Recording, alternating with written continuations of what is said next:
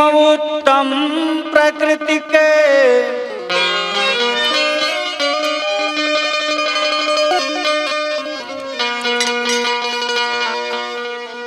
जो रही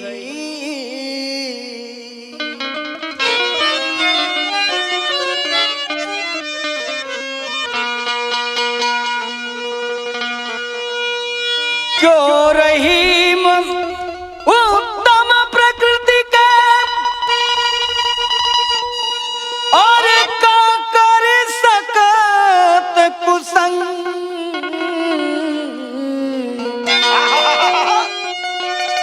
और चंदन विष व्यापत नहीं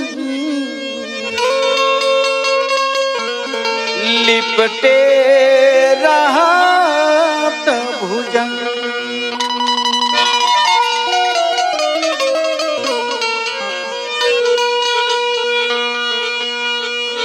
अलख निरंजन जय गुरु गोरक्षनाथ बाबा। कहाँ से गल खुल्ला हमन के गांव पे आ गई बार खेदा के। हाँ खेद ए बच्चा ऐसा ना कहल जाला। आके गांव भर के भर मावले बड़ा कहत ऐसा नहीं कहल जाला। आज कर खुल्ला आ गई बेटा अधूरा ज्ञान खतरा के घंटी।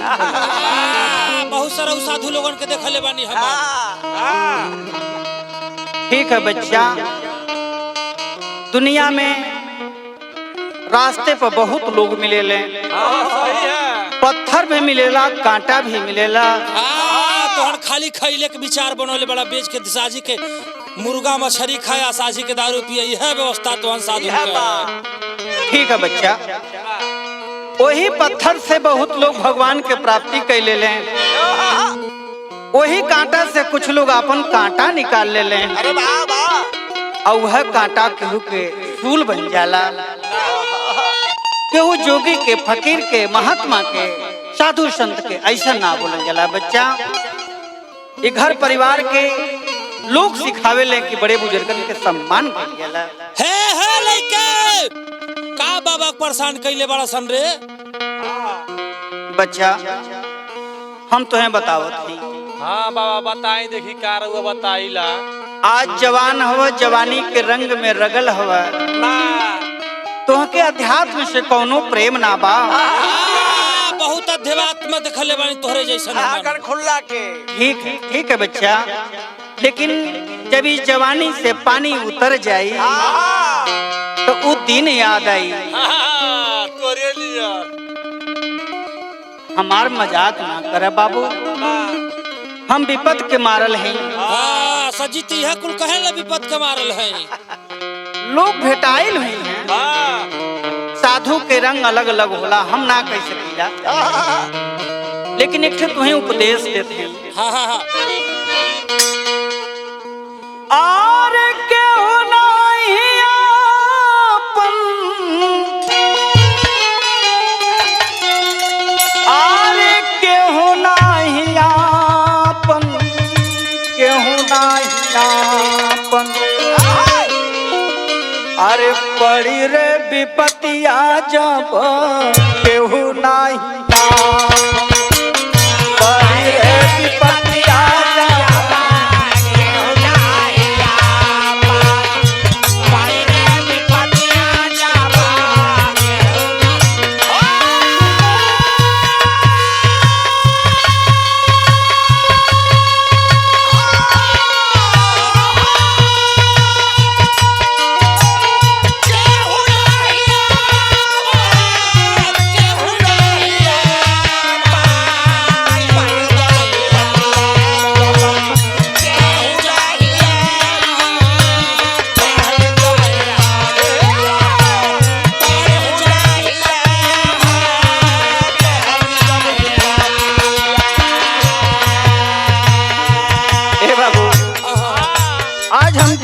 मांग के जो सीधा पिछान ले आइल बने छोड़ ले हला लोगन। तो हके जब हमन ले जाए के आज रुपया पैसा कौड़ी हमार ले ले हला लोगन, लेकिन जो ने दुख में हम बानी, हमरे दुख के जनबा लोगन, तो तू हम लोगन ऐसा ना करता। सारा साधु फकीर ऐसा कहल है।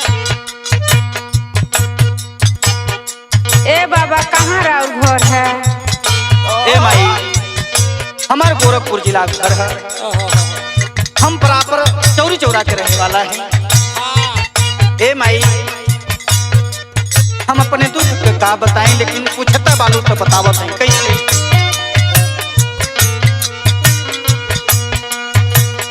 का हम सुनाई माई दुखवा की बतियाओ हो, का हम सुनाई माई दुखवा के बतियाओ हो। दिहल विधाता ऐसन तीर हो,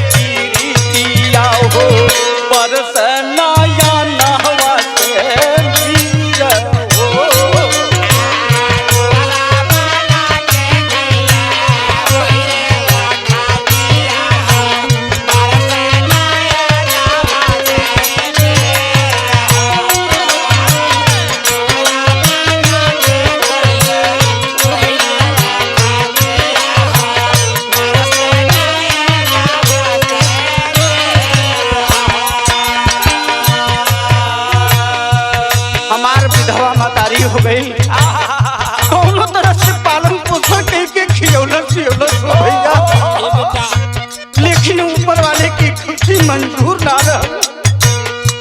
हमरे ऊपर एक और पहाड़ पड़ल। विधवा मतारी